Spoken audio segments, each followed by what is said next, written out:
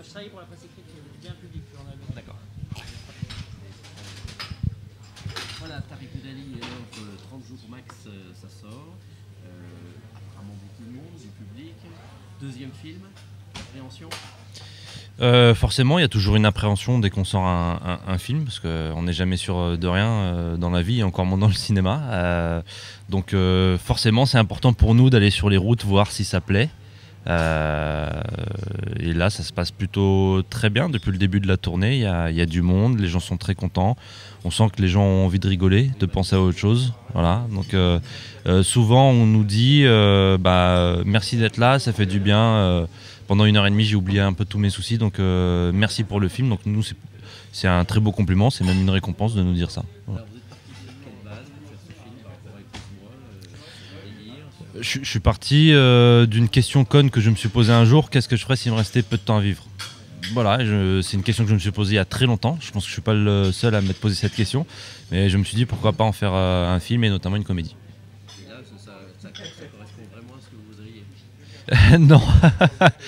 Moi, s'il me restait 30 jours à vivre, je viendrais à Dijon, moi. Oh, le lèche-cul. Pourquoi faire? Pour boire des bouteilles ou... Alors, Julien, oui, Moi, pour oui. boire des bouteilles. Mais non, mais en plus, vous avez une super ville. Hein. On a passé une très bonne soirée J'ai hier. cru qu'il a dit vous avez une super cave. Hein. Ouais, Ouais, c'est la première fois qu'on vient, mais on n'a pas le temps de découvrir, malheureusement. Ouais. on a découvert les routes à chaque fois, mais qui sont plutôt bonnes d'ailleurs, de bonne qualité.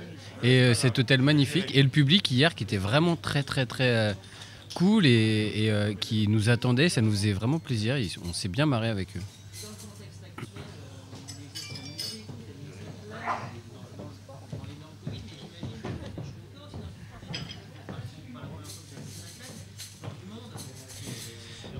Ah ouais, tu sais, déjà en temps normal, même sans le Covid, tu sais pas en fait s'il va y avoir du monde dans les salles et comme je disais tout à l'heure, est-ce que ça va plaire ou pas. Et là, malgré le Covid, il y a du monde.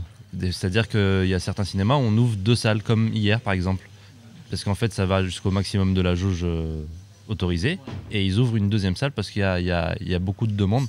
Donc nous, on est hyper heureux. Ça fait 2 fois plus de travail, mais nous, c'est pas grave.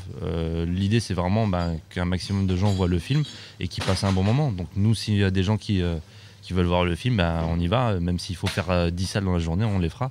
Et c'est très cool, comme tu dis, de voir du monde dans une salle de cinéma. Ça fait du bien, et nous, ça nous donne de la force. C'est-à-dire que limite, là, on est presque en fin de tournée. On est un petit peu fatigué, mais quand on a des salles comme hier, ça nous donne beaucoup d'énergie et c'est de l'amour qu'ils nous donnent, donc on est très contents. Vous faites partie de ce qu'on appelle la bande à Fifi. Vous tournez chez les uns, avec les autres, tous ensemble. Là, tout le monde vient. Vous faites des plaisirs. Vous invitez même des guests par rapport à des choses que vous avez aimées enfant.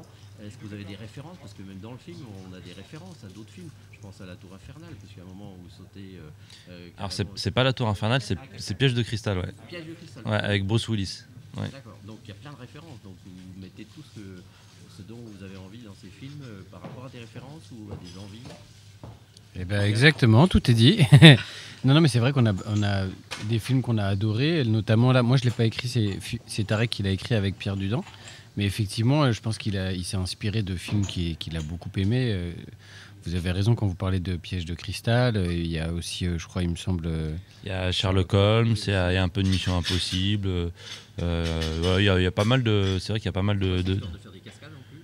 C'était ouais, moi j'avais une vraie envie de faire mes cascades moi-même, c'est vrai. Donc moi je suis fan de Tom Cruise. Pardon? On va croire à ça ou pas? Ah c'est la vérité pourtant. Qu'on y croit ou qu'on n'y croit pas, c'est la vérité. J'ai vraiment tout fait. J'ai même passé le permis moto pour la dernière séquence de course-poursuite en moto. Donc j'ai eu le permis 2 mois avant de commencer à tourner. Et moi je suis fan de Tom Cruise, donc voilà, j'ai voulu faire un peu mes cascades moi-même. J'avais peur que les assurances n'acceptent pas. Mais ils ont accepté. Alors je sais pas si c'est parce qu'ils ont gagné un peu plus d'argent qu'ils ont accepté, mais ils ont accepté. Donc c'est quoi? C'est le côté Belmondo qui est... Moi je suis fan de Belmondo, je suis fan de Tom Cruise et c'est vrai qu'il y a un de mes techniciens, il m'a dit un truc pendant le tournage qui m'a énormément touché. En fait comme tout le monde voyait que je faisais mes cascades et que je me donnais à fond, il y a mon chef électro qui est venu me voir et il m'a dit tu sais jusqu'à aujourd'hui je pouvais dire que j'avais tourné avec Belmondo. Et maintenant je peux dire que j'ai aussi tourné avec Boudali. c'est un très beau compliment. Je me compare pas du tout à Belmondo, moi personnellement, mais en tout cas, ça m'a fait bien plaisir. Julien, vous avez fait aussi vos cascades. Ouais, moi comme vous avez vu, j'ai embrassé Chantal là-dessous. Sacrée cascade. En plus, elle met la langue, alors tu vois, Ça m'étonne. mot compte double. Non, moi j'ai pas vraiment de cascade. Si j'ai tourné dans le feu, j'avais jamais tourné dans le feu encore. C'était assez cool de faire ça.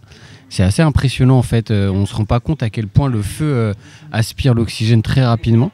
Mais sinon, non, nous on était plus axés sur l'humour que sur des cascades avec Philippe. Mais on s'est bien marré. Ouais. Et quelle est l'ambiance sur le tournage par rapport à toute cette équipe qui se connaît bien maintenant? Certains qui se concernent plus que ça, pour d'autres. Mais ça se passe très bien. Oui, non, bien sûr. Non, ouais, il y a une charge de travail qui est bien évidemment supplémentaire. Mais c'est kiffant en fait, tout simplement. Moi j'aime bien réaliser pour pouvoir raconter des histoires et mettre en scène, et puis j'aime bien jouer pour faire rire les gens. Là j'avais en plus la casquette de cascadeur, donc je me suis rajouté beaucoup de difficultés. La casquette de cascadeur. Ah ouais. C'est pas facile à dire. Ouais. Et donc voilà, non, c'était très intense, c'était très dur, mais à la fin on n'a qu'une seule envie, c'est de recommencer. Vous disiez hier qu'avec Philippe, vous pouviez les comptes au râteau en fonction de qui était derrière la caméra, qui était là, vous êtes très pro, vous répartissez les rôles, mais une fois les scènes terminées, est-ce que vous discutez quand même entre réalisateurs, vous donnez vos avis, vous échangez